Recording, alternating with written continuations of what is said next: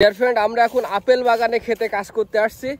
এই যে আমাদের ক্ষেত, এই যে আমাদের ক্ষেত আর কি, আপেল গাছ পরিচর্যা করছে। এই যে আপেল গাছ, ছোট ছোট ছোট ছোট আপেল গাছ, মানে আমাদের বড় ভাই শ্বশুর বাড়ি দখল নেবে, তো এই জন্য আমরা শ্বশুর বাড়ির দখলের চিন্তা করতেছি এবং আপেলের এই জন্য আপেল গাছের পরিচর্যা করতে আছে। শাশুড়ি মানে খুশি হয়ে এই জমিগুলো দান করে দেয়।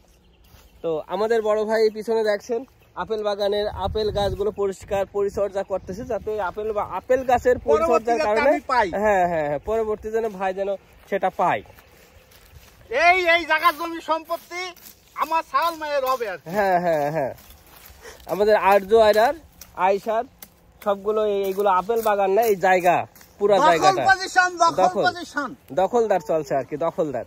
এই যে সার দিচ্ছি, সার এই যে সার, এই যে সার, এই যে সার সার এই সার চলছে আমাদের। সারের যে সারের এইগুলো প্রাকৃতিক জৈবিক সার আর কি, জৈব সার যাকে বলে আর কি, জৈব সার। আমাদের দেশে আসলে এই জৈব সারগুলো এভাবে হয় না। এই যে জৈব সার, এই যে দখল নিচ্ছি, দখল আমাদের দখল হচ্ছে। শ্বশুর বাড়ির আফসা হচ্ছে, আফসা বাগ।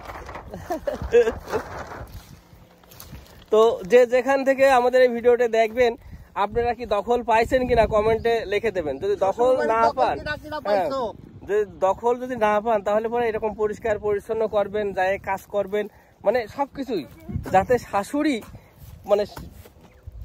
মানে খুশি হয়ে জায়গা জমি দিয়ে দেয়।